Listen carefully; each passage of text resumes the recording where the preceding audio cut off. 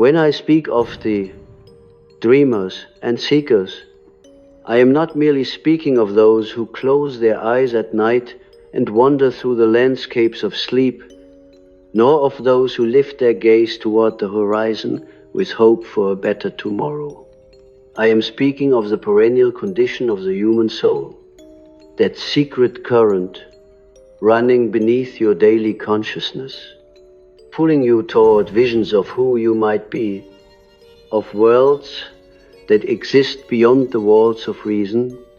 The dreamer dwells within every one of you. The seeker animates your steps.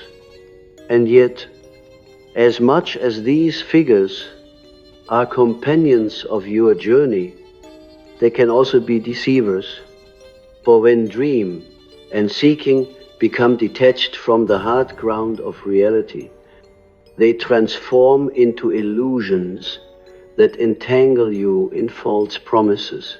I have seen countless men and women drift into phantoms of themselves, mistaking the shimmer of fantasy for the radiance of truth. They live as if on the stage of a theater that only they can see, playing out scripts written by their longing and fear.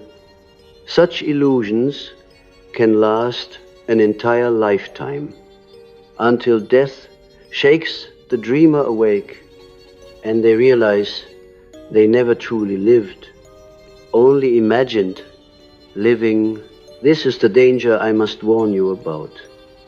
The enchantment of illusions, subtle and intoxicating, wrapping themselves around your psyche like ivy, until your essence is hidden beneath borrowed leaves.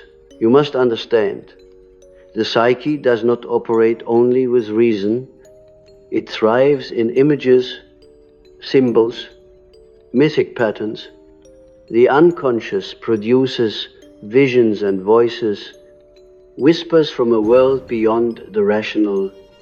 These are not illusions in themselves. They are the deepest language of your being. But when you mistake their symbolic truth for literal reality, when you build castles upon their clouds and claim them as solid ground, then illusion has begun to rule you. The archetype of the dreamer, unchecked, becomes the wanderer, lost in fantasy. The archetype of the seeker, untempered, becomes the addict of endless horizons, never arriving, never belonging, forever searching for the next mirage. In your dreams, you may see a radiant city of light, and you awaken convinced that such a city exists on earth. You may hear the voice of a guide within you and believe it to be a prophet who must lead you. You may feel the pull of destiny toward a great vision, and so abandon the humble tasks of your life. But you have failed to interpret what the unconscious reveals. The city of light is the symbol of wholeness, not a geographic location. The voice of the guide is the wisdom of your own self, not an external savior. The destiny is the unfolding of your individuation, not an escape from responsibility. Do you see the danger? The dreamer inside you is a messenger of truth, but if you mistake the symbol for the thing itself, you live in illusion, and your soul starves. I tell you, illusions are seductive because they feel like truth. They mimic the sacred. They wear the garments of revelation. You feel their warmth. You see their brilliance. You are moved to tears by their promises. And yet, they are hollow. They demand no sacrifice, no labor, no integration. They offer you what you desire without asking you to descend into your own shadow. That is why so many cling to them. They are easier than reality. The true work of the soul is slow, painful, alchemical. It requires you to encounter your own darkness, to wrestle with the chaos within you, to endure loneliness and doubt. Illusion offers you shortcuts, golden ladders reaching straight to heaven, but those ladders crumble when you climb them. I recall a young man who came to me filled with visions of grandeur. He believed he had been chosen by heaven for a mission that would save the world. He had seen it in a dream. He stood upon a mountain, clothed in light, with thousands kneeling before him. He asked me how he could prepare for such a destiny. I asked him about his life, his work, his family, his struggles. He had neglected them all. He was so consumed by the vision that he had abandoned his duties, leaving his parents in need, his friends in confusion, his own health deteriorating. He thought himself awake, but he was drowning in illusion. The dream was real, yes, but not in the way he imagined. It symbolized the need to face the mountain of his own soul, to embody the light of his own integrity, to kneel before the self that lived within. He mistook the inner symbol for an outer destiny, and so he lost himself. This is the risk of being a dreamer and seeker, that you confuse symbol with fact, inner with outer, meaning with appearance. The psyche speaks in riddles. It is poetry, not prose. To treat it literally is to distort it. Many spiritual seekers fall into this trap. They chase gurus, doctrines, movements, each promising enlightenment. They dream of higher dimensions, cosmic portals, miraculous powers, but what they avoid is the confrontation with their own shadow. The work of integrating the neglected parts of themselves. To seek the stars while ignoring the darkness in your basement is to live in illusion. The dreamer within you is essential. You must dream, for without vision, the soul withers. You must seek, for without longing, the spirit stagnates. But you must hold both with discernment. The dream is a map, not the territory. The seeking is a compass, not the destination. If you forget this, your illusions will consume you. Consider your own life for a moment. In what ways do you live in illusions? Do you believe that if only you achieve a certain goal, then you will finally be whole? Do you imagine that your worth is found in the eyes of others, in their approval and admiration?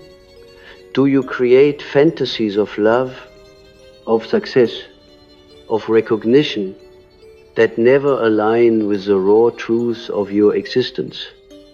These are illusions, and they keep you from the present, from the ground beneath your feet. There is a saying that man is least himself when he talks in his own person. Give him a mask, and he will tell you the truth. Illusions are the masks of the psyche. They are what you wear when you are afraid to face what is raw, painful, unresolved. To peel away these masks is terrifying, for you must see the nakedness of your own shadow. You must admit your failures, your wounds, your limitations. But only then can the dreamer and seeker within you be redeemed. Only then do dreams become guides, and seeking becomes pilgrimage, not escape. In the ancient myths, the hero is always tested by illusions. The sirens sing with voices more beautiful than any reality. The enchanted forests shimmer with false treasures. The hero who succumbs is lost, but the hero who sees through the illusion gains strength. These myths are not mere stories. They are the eternal patterns of the psyche. You too must learn to see through your illusions. When the siren song of your fantasies calls to you, ask, is this a symbol or a fact? Is this leading me deeper into myself or further away? The unconscious is a vast sea, and within it swim creatures both divine and monstrous. Some rise as guides, others as deceivers, but even the deceivers hold meaning. An illusion, when recognized, becomes revelation. It shows you what you secretly long for, what you fear, what you avoid. If you are trapped in the illusion of grandeur, it reveals your hunger for significance. If you are trapped in the illusion of romance, it reveals your fear of loneliness. If you are trapped in the illusion of certainty, it reveals your terror of the unknown. Every illusion is a mirror. If you dare to look, you will see your hidden face. You may ask, how then shall we live without illusions? Is it possible? I tell you, you cannot live without them entirely, for the psyche weaves them as naturally as the spider spins its web. What matters is not to eradicate illusions, but to recognize them, to hold them lightly, to interpret them. Dreams will come, visions will arise, fantasies will seduce. Do not banish them. Instead, ask what they mean. Translate them from symbol to understanding. That is the work of individuation. The danger is not in dreaming, but in believing your dream to be literal. The danger is not in seeking, but in forgetting what you are seeking is within you. You wander the world in search of treasures, but the true gold is buried in your own unconscious. You climb mountains, you cross deserts, you chase stars, but all along the kingdom is within. When Christ said, "The kingdom of God is within you," he was not speaking metaphorically. He was speaking the truth of the psyche. To live in illusion is to look for that kingdom everywhere but within. I warn you, therefore, examine your life. Where are you living in illusions? Where are you mistaking symbol for reality? Where are you chasing shadows? The dreamer and seeker within you must awaken, not to reject dreaming, but to dream wisely, to seek not escape, but encounter, to follow not fantasy, but the self. The most dangerous illusions are not those that appear foreign, but those that wear the face of truth. You must realize how cunning the psyche can be in disguising avoidance as enlightenment, fantasy as revelation. The unconscious, when ignored, does not merely vanish, it adapts, reshaping itself into visions that flatter your ego. You may believe yourself chosen, special, destined for greatness, and the feeling itself seems to confirm it. Yet this very conviction may be the mask of your unacknowledged inferiority. Your fear of insignificance, clothed in robes of divine mission, illusions emerge wherever the shadow is disowned, wherever a wound is hidden, wherever a desire is repressed. I recall another patient who dreamed incessantly of a beautiful woman who came to him in the night, whispering promises of ecstasy and completion. He became obsessed with her, convinced she was a spirit lover or an angel. He withdrew from real relationships, certain that no human woman could compare. What he did not understand was that this figure was his anima, the archetype of the inner feminine, rising from his unconscious to demand recognition. Rather than seeing her as a symbol of his soul's need for integration, he clung to the illusion of a literal being. He wasted years chasing this phantom, avoiding the painful work of facing his fear of intimacy. His illusion protected him from risk, but it also imprisoned him. This is the paradox. Illusions shield you from pain, even as they prolong it. They save you from the terror of reality, but they rob you of its depth.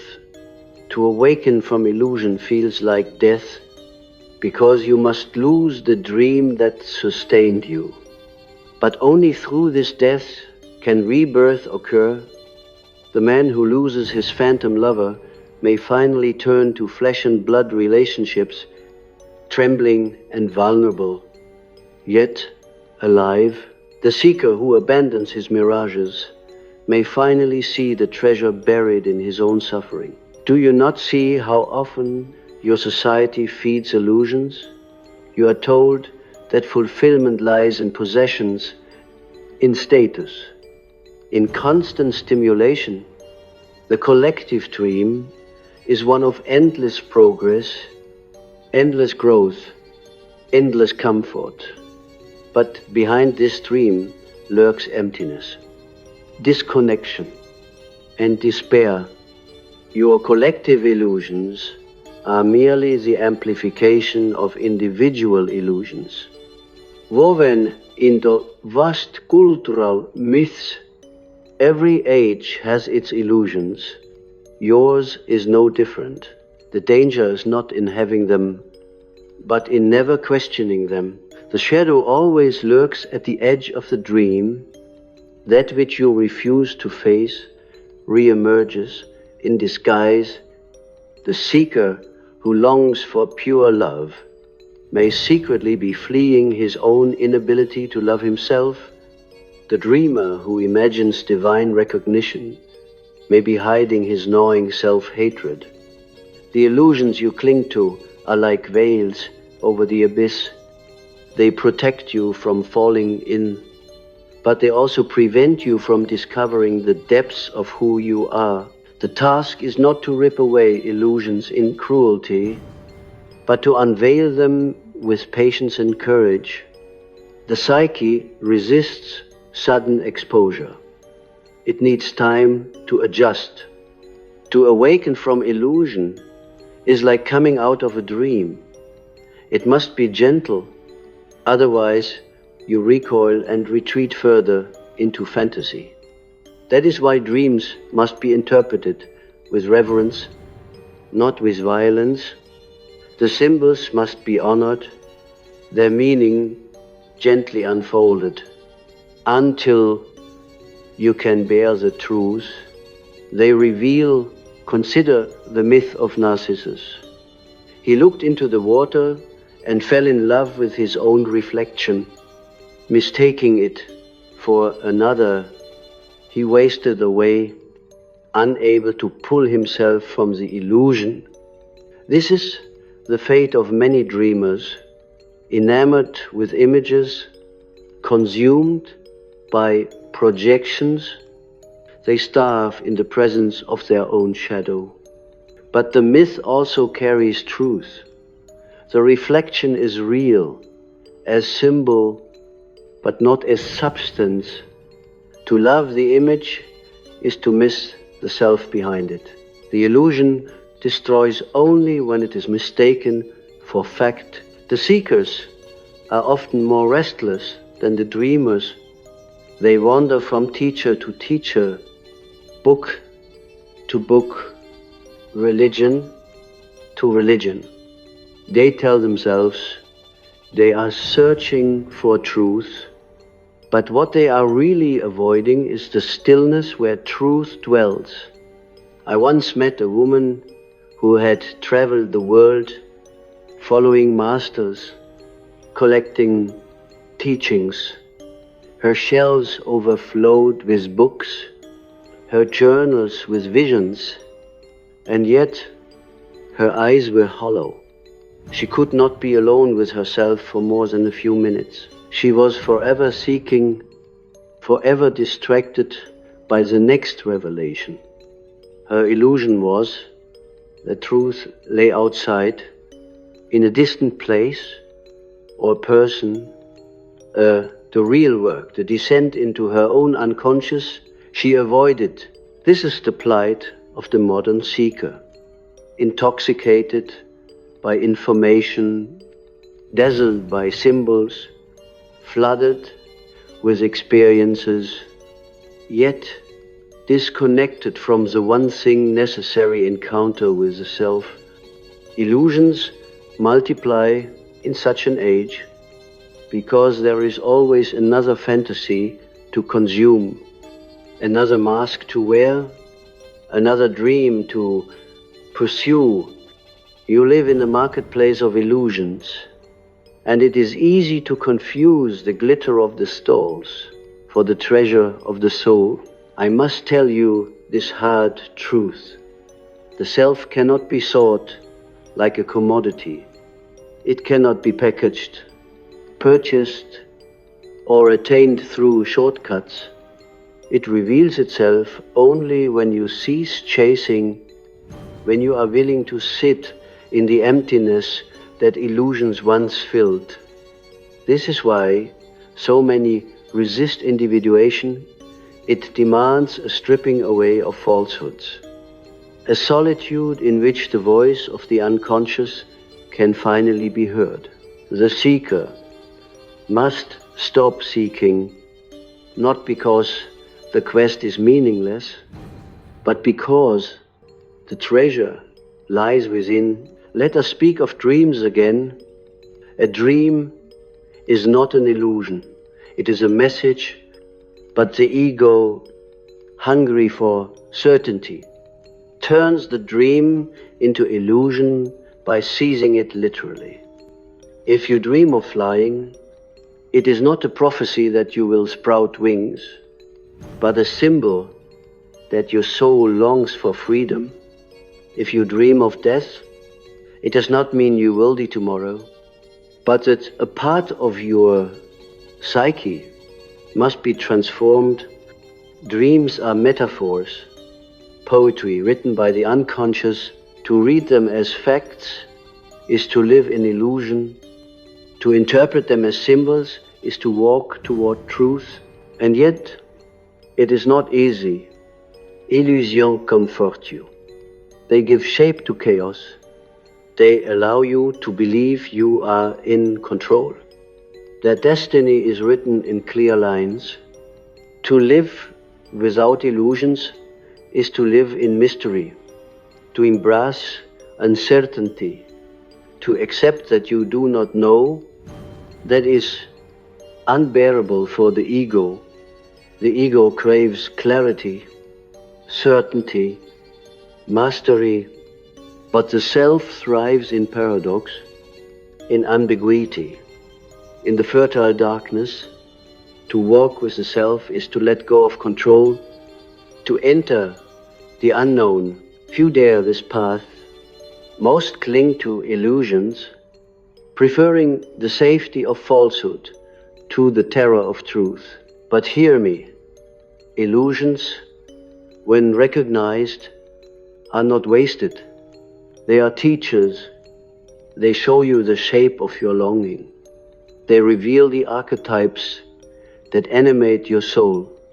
The phantom lover reveals your anima or animus. The fantasy of grandeur reveals the king archetype waiting to be integrated with humility. The endless search reveals the pilgrim archetype longing for sacred encounter. Every illusion points toward a truth if only you dare to see it. Thus, I do not tell you to despise your illusions. I tell you to interpret them. Do not banish your dreams.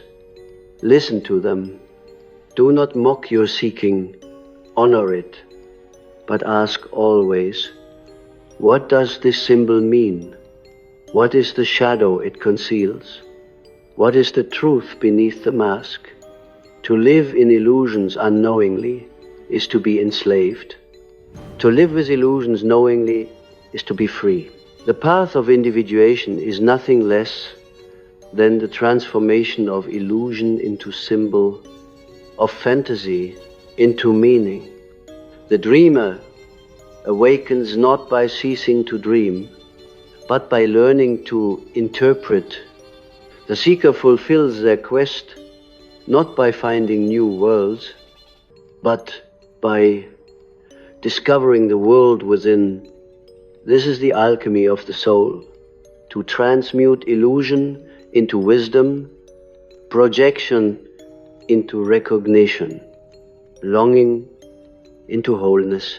And so I say to you, examine your visions, your fantasies, your restless seeking. Do not throw them away. Instead, look deeper. Ask what part of your soul they are speaking for. Ask what archetype is knocking at your door. Ask what shadow you are avoiding. If you do this, the dreamer will become a prophet. The seeker will become a pilgrim, and your illusions will become gateways to truth. The illusions of dreamers and seekers are never solitary. They are entangled with archetypal forces that arise from the collective, unconscious. What appears to you as a private fantasy is often the mask of something far older, something that has lived in countless human souls before you. When you dream of the radiant lover, it is not merely your personal desire, but the anima or animus rising, demanding integration. When you imagine yourself as the savior of the world, it is not only your ego inflating, but the archetype of the hero, swollen and distorted by your refusal to confront limitation, to understand illusion. You must learn to recognize the archetype. It borrows its form from the archetypes are like eternal actors upon the stage of the psyche. They wear many costumes, play many roles, but their essence is the same. You cannot destroy them, for they are older than you, older than civilization itself. What you can do is recognize their presence, discern their voices, and integrate them consciously. If you do not, they seize control and manifest as illusions, projections, obsessions. Then you become a puppet of powers you cannot see. Consider projection. When you fall in love and feel as though you have known this person for eternity, it is not they themselves who carry this eternal quality, but your own soul projecting the image of the anima or animus upon them. You are not really in love with them. You are in love with the archetype they have awakened in you. This is why illusions so often dominate relationships. You imagine your partner as savior, as ideal, as flawless reflection of your longing, and when reality breaks through, when the human flaws reveal themselves, the illusion collapses, leaving you disoriented, betrayed. But the betrayal is not theirs. It is your own psyche deceiving you. You mistook the archetype for the person, the projection for reality. Many seekers live their entire lives in projection, never truly encountering another human being. Only the mirror of their own unconscious reflected back. They call this love or friendship or discipleship, but it is illusion to withdraw. A projection is painful. It feels like tearing away a part of your own heart, but only then can you begin to see the other as they truly are. And to see yourself as you truly are, the shadow is the greatest generator of illusions. Everything you cannot bear to face in yourself, your anger, envy, greed, fear lurks in the shadow, but the shadow does not stay hidden. It emerges through projection, and suddenly the world is full of enemies, deceivers, threats. What you cannot accept in yourself, you will inevitably see in others. Thus, the illusion of persecution arises.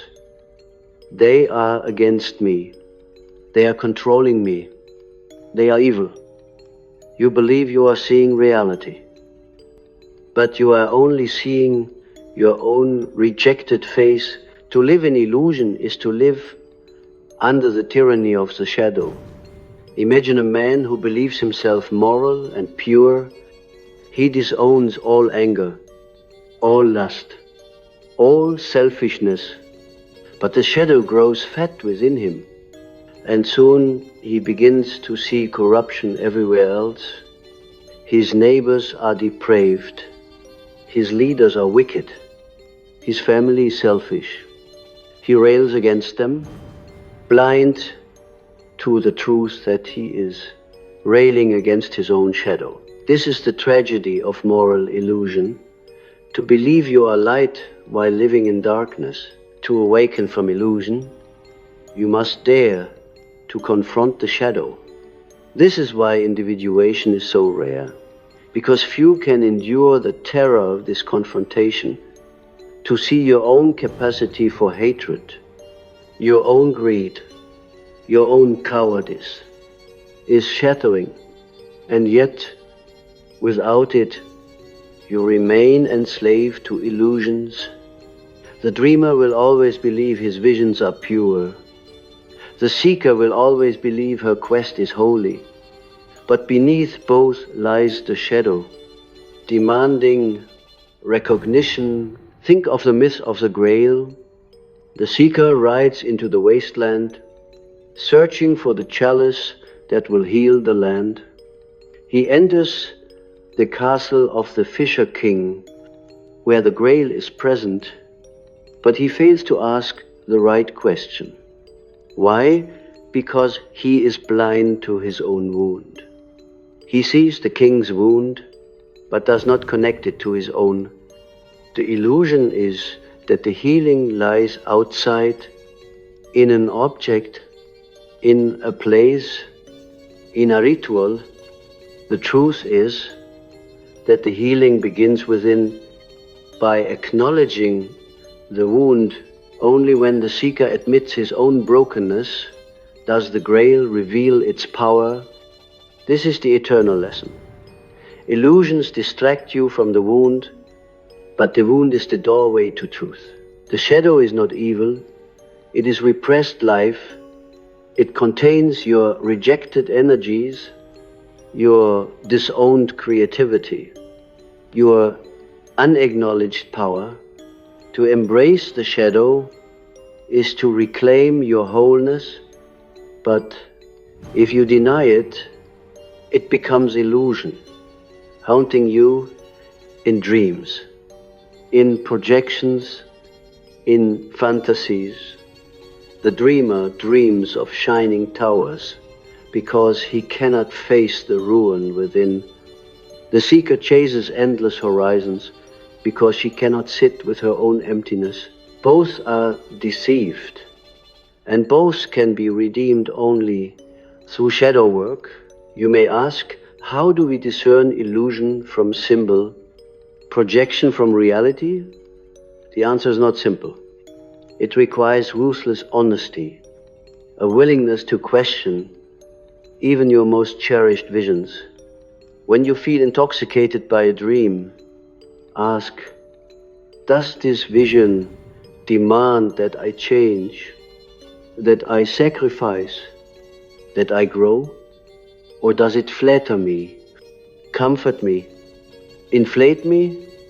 True symbols demand transformation, illusions demand nothing but belief. That is the test. For example, a dream of descending into a cave may terrify you. It asks you to face your fear, to enter the darkness. This is a symbol leading you to growth, but a dream of being crowned king without effort, of being adored without sacrifice. This is an illusion, for it asks nothing of you. Reality always demands, illusion always indulges. The collective is especially prone to illusions because it seeks comfort over truth. Nations dream of their own greatness, convinced they are chosen by destiny. Religions proclaim themselves soul bearers of truth, refusing to face their own shadow. Cultures create myths of progress, of superiority, of invulnerability, but these are collective illusions, born of shadow and projection, and they inevitably collapse when reality pierces through. War, crisis, collapse, these are the awakenings from collective illusion. They are painful, catastrophic, but necessary, for they force the dreamers to confront what they have denied. And so I tell you, beware not only your personal illusions, but also the collective ones you inherit. Question the myths of your age, the promises of your society. Ask what shadow they conceal. Ask what wounds they ignore. Only then can you live as an individual, not as a captive of collective fantasy. Illusion thrives where courage fails. To see truth requires courage. The courage to look at yourself without flinching. The courage to face reality without escape. Most people cannot endure it, so they cling to illusions. They are like children who prefer fairy tales to reality, for the fairy tale soothes their fear. But the mature soul must leave the fairy tale and enter the mystery. The fairy tale may remain a symbol, but not as literal truth. The dreamers and seekers who awaken discover that reality is far more mysterious than illusion ever promised, for the unconscious, when integrated, offers visions richer than any fantasy, symbols deeper than any projection. Illusions are flat, one-dimensional, like shadows on a wall.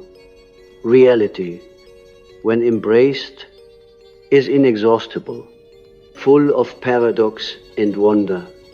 The dreamer who awakens becomes an interpreter of visions, not their slave. The seeker who awakens becomes a pilgrim of the self, not a wanderer lost in mirages. Thus, the path of individuation is a path of awakening from illusions into symbols, from projections into truth, from shadow into wholeness. It is not easy, but it is the only path that leads to life, for to live in illusion is to live half alive, dreaming without waking, seeking without arriving. To awaken is to suffer, but also to be reborn.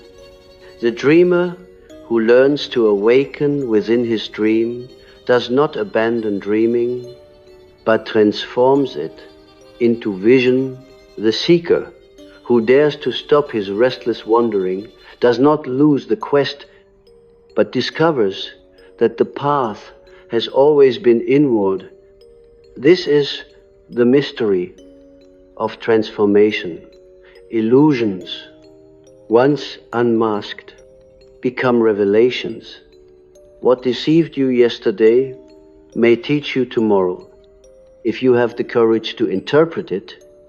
The dream of the radiant city becomes not an external kingdom, but the symbol of inner wholeness. The fantasy of divine love becomes not a spirit lover, but the anima calling you to reconcile with the feminine within. The illusion of grandeur becomes not a literal crown, but the archetype of sovereignty, urging you to take responsibility for your life. The same images that once deceived can, when interpreted, become sacred guides. Illusions are not your enemies. They are your teachers disguised. They show you the wounds you hide, the desires you fear, the shadows you repress. The man who clings to illusions of power reveals his fear of weakness. The woman who dreams of endless romance reveals her fear of abandonment. The seeker who never rests reveals her terror of stillness. When you dare to see these truths, the illusions dissolve into meaning, and the dreamer becomes wise. Yet do not think this awakening comes once and for all. Illusion return again and again, for the psyche is not static but dynamic, ever weaving new images, new projections, new masks. Each stage of life has its illusions, and each demands to be seen through. The illusions of youth are different from those of midlife. The illusions of success are different from those of failure. You are never finished with this work, for individuation is not a single event, but a lifelong journey. To live consciously is not to banish illusions, but to recognize them when they arise, to honor them as symbols, and to let them guide you deeper. The deepest danger lies not in having illusions, but in worshipping them. When an illusion hardens into dogma, when it becomes absolute truth, then the soul is enslaved. History is full of such enslavements. Nations intoxicated by myths of superiority, religions consumed by literalism, individuals trapped in fantasies of their own greatness or despair. The result is always destruction. The more rigid the illusion, the more violent its collapse. This is why I urge you to hold your dreams lightly, to seek with humility, to let every vision be questioned, every symbol interpreted. The truth does not fear questioning. Only illusions do. Do not be afraid of disillusionment. Many tremble at the thought of losing their cherished fantasies. believing that without them life will be barren. But disillusionment is not death, it is birth. To be disillusioned is to be freed from chains, to awaken to reality. The world you feared empty reveals itself as full of depth. Once the veil of illusion is lifted, it is like stepping out of a painted theater into the vastness of the night sky. The stars are colder than the painted sun, but they are real, and their beauty is inexhaustible. The dreamer and seeker within you must therefore undergo death and rebirth. The dreamer must die to illusions in order to dream true visions. The seeker must die to false quests in order to begin the real pilgrimage. This is the mystery enacted in countless myths. The hero descends into the underworld, loses everything, even his illusions of who he is, and only then does he return, bearing the treasure of truth. The underworld is the place of disillusionment, the confrontation with shadow and emptiness. Only those who dare descend can emerge whole. Do you fear this descent? All do. It is the greatest fear of the ego, for it cannot survive the underworld. The ego is built on illusions, on control, certainty, identity. To strip away these is to strip the ego bare. But remember, it is not the self that dies, only the mask. The self waits beyond illusions, eternal and indestructible. To surrender illusions is to discover that deeper ground of being, the one that cannot be destroyed. Let me speak to you personally. The illusions you cling to are tender, fragile things. They have protected you. They have given you hope when you had none, purpose when you were lost, comfort when you were wounded. Honor them for that. Do not despise them, but also do not let them become your prison. When the time comes, you must let them go. You must say, I thank you for your service, but now I must see what lies beyond. That is the moment of awakening, the threshold of transformation, and what awaits beyond illusions, not certainty, but mystery, not answers, but presence. You will not find the final formula, the fixed truth, the perfect vision. What you will find is yourself, whole and complex, containing both light and shadow. You will find life itself, raw and unadorned, full of suffering and joy.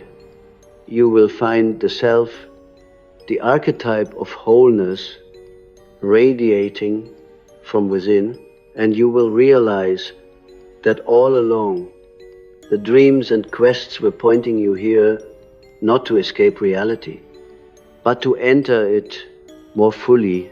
Thus, I do not call you to abandon dreaming or seeking. I call you to redeem them. Let the dreamer within you continue to dream, but interpret the dreams as symbols, not facts. Let the seeker within you continue to seek, but know that the treasure is within, not without. Walk the path with open eyes, seeing through illusion into meaning. Then the dreamer becomes visionary, and the seeker becomes pilgrim of the soul. You may ask, how do I begin? Begin by questioning. When a vision stirs you, ask what it means symbolically. When a fantasy arises, ask what wound it conceals. When you project upon another, ask what part of yourself you are refusing. Practice this daily, like an art. Over time, you will begin to see through the masks, to discern the archetypes, to encounter the shadow with less fear. This is the slow, patient work of individuation. I leave you with this final truth. The greatest illusion is that you are only the mask you wear. Beneath it lies an inexhaustible mystery, a self larger than any dream, more radiant than any fantasy. To awaken to that self is to awaken from illusion, to live not in shadows, but in light. But the light is not dazzling, it is subtle, quiet, hidden in the depths. Only those who dare descend into themselves can find it. So dream, but awaken in your dream. Seek, but stop running from yourself. Embrace the shadow. Honor the archetypes. Interpret the illusions. And slowly, painfully, gloriously, you will discover that what you sought has always been here, waiting, not in the horizon of tomorrow, not in the fantasies of the night, but in the still, mysterious depths of your own soul. Awaken, dreamer, return home. Seeker, the kingdom is within.